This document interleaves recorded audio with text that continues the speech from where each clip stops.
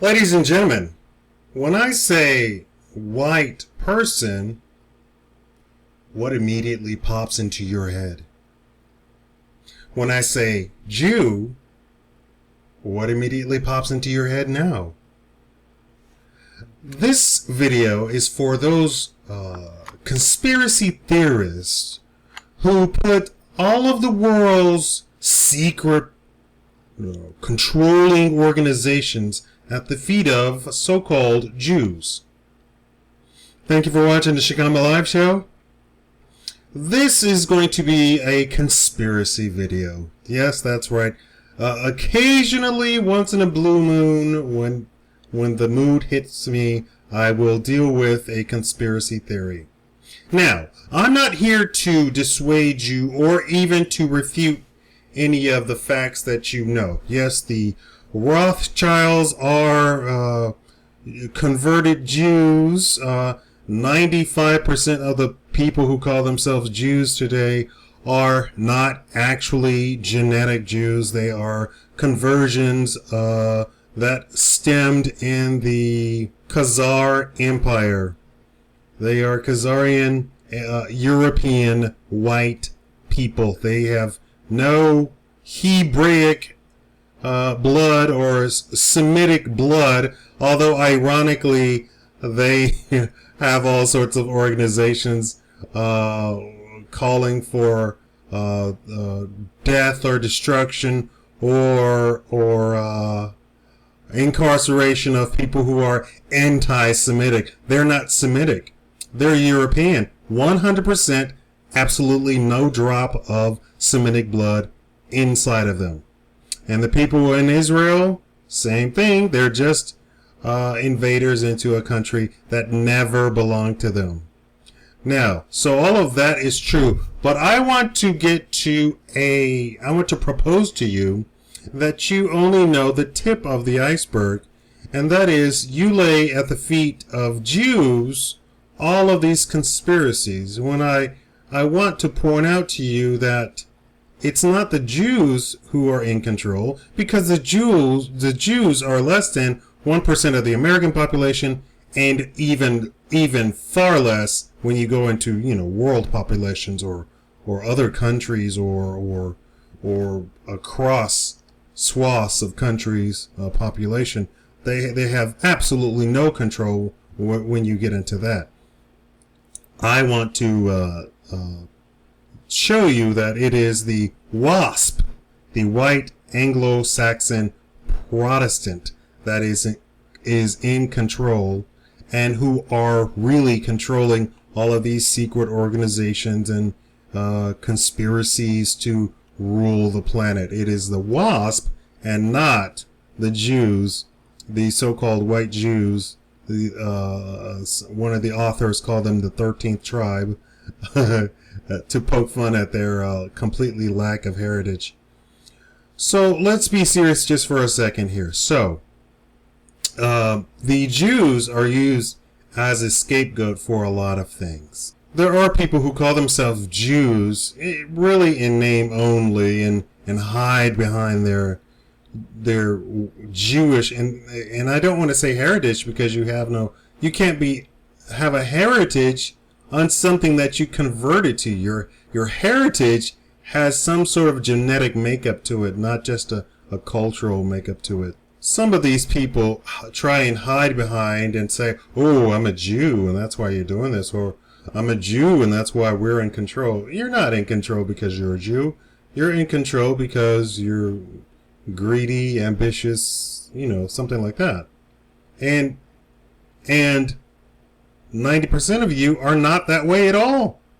There are plenty of broke, poor, 13th tribe Jews. When we talk about white people, the American population has the completely wrong visual in their head, and they've done this systematically.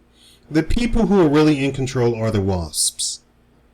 WASP. These people have remained hidden for a very long time. They've controlled Congress, Wall Street, the slave trade. They are the reason for the United States. I know that's going to be a shocker, right? You're going to say, oh my God, that can't be true. We have the 13 colonies. Yeah, it was the 13 colonies, and the rulers of the 13 colonies were WASPs, right? The rulers were these strange new religion. They call the various Protestant religions, be they Amish or Dutch or Protestants or whatever. They are not non-Catholic religions that believe in Christ or pretend to believe in Christ. And I say pretend because of two parts. They pretend because they're not really religious people to begin with, and pretend because, well, I won't get into the second part. But they hide in the shadow of the shadow. So if the Jews are in the shadows pulling strings, the WASPs are in the shadow of the shadow pulling the strings of the Jews. If you really want to believe that the Jews control everything, right? I'm saying it's the WASPs that control everything.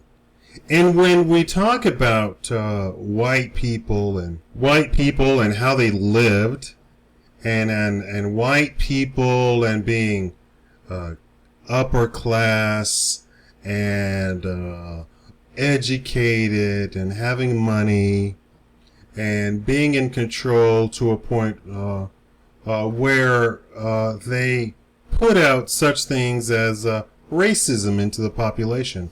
Racism so that even their own white cohorts who are poorer get all riled up.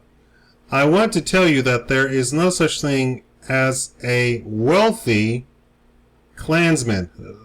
Listen to my words.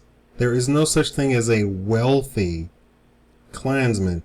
There might be a Klansman that has $100,000 to his name, or even 500, or even $1 million to his name, but he's not wealthy. Wealth is something that doesn't go away.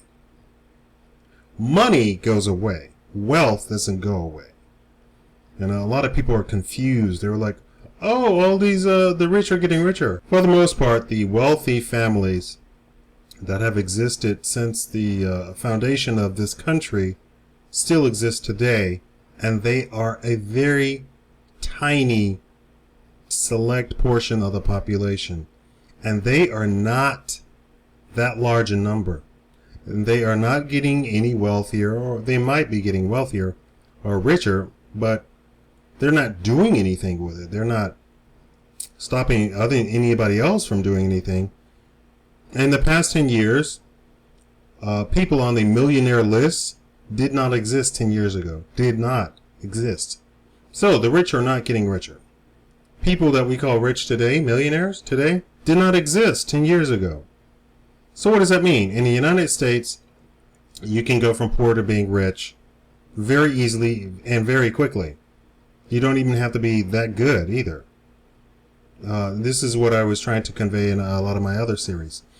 So when people talk about superiority, it's ironic that you have these poor white people that came from poor stock, poor families, who never had anything to their name, who were never wealthy, who were never educated, who served other white people, now in this generation trying to claim superiority, or in the generation prior during the civil rights era trying to claim superiority then, when in fact they had nothing. They weren't the ones with the black servants in the home. They weren't the ones who had who were black plantation owners. They weren't the ones with black slaves. They were not any part of that. They were poor, broke, uneducated. They were nothing. And all of these people who claim to fame as Klansmen, yeah, you're a Klansman and you're in power and control of some tiny village in the middle of nowhere that nobody cares about. Oh, you're the mayor of the population of 200? That makes you something? The real, I guess, evil, if you want to say it's evil, are the WASPs. These are the people who sit literally in their ivory towers and control everything in the United States. The part now is that a lot of this new generation, a larger portion than previous generations, are not adhering to the WASPy way of doing things, of being in the shadows, or of trying to control people. They are letting their wealth go to their head, so they are just not working, not doing anything, not doing much of anything. They don't feel it's necessary. Some of them never set foot into the very places that makes them wealthy. Let's say the Johnsons. So the Johnson kids, these aren't the direct descendants. These are like the indirect, or they're the direct sense in the descendants of the original Johnson, but they are the cousins. You know, they are the nieces and nephews. They have absolutely no idea where they even get their money. A lot of them have no clue where they even get their money, and so the money to them doesn't mean anything, and it has absolutely no bearing upon how they conduct their lives. And this is the new generation. So we are seeing the old guard trying to control the new generation in futility, because once you become an adult, you start getting set in your ways, you're going to do whatever you want. And if what you want to do is party all the time and just spend your money and not even know where the money comes from, and your parents aren't going to cut you off anyway because you're a Johnson, or you're a whoever, you're a chocolate magnate or whatever, they're not going to cut you off because you're the descendant. And these are the people that control Congress, Wall Street, the IMF, the World Bank. These are the people behind it, not the Jews. Everybody gives credit to Jews. Jews are nobody. There's a few people. You can name all of the Jews. The Bolshevik Revolution, the communist takeover, the socialist takeover. Those are specific Jews. It's not all the Jews. Most of the Jews are broke. No education. They're loud and boisterous and act just as ghetto, which is a Jewish word to begin with, as everybody ascribes to the black man in America.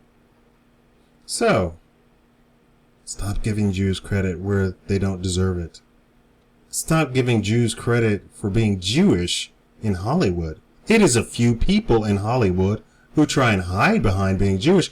They don't believe in God or Yahweh or Yah or Jah. They don't believe in that stuff.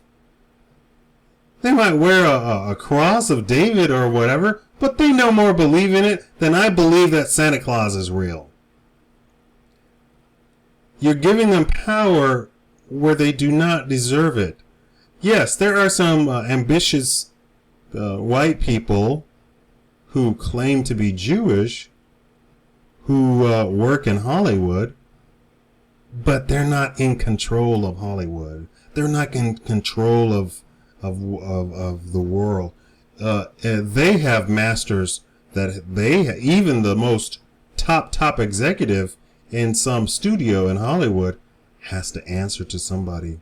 At the end of the day, it's the WASP who walks into the office and says, I want you to make me a military movie.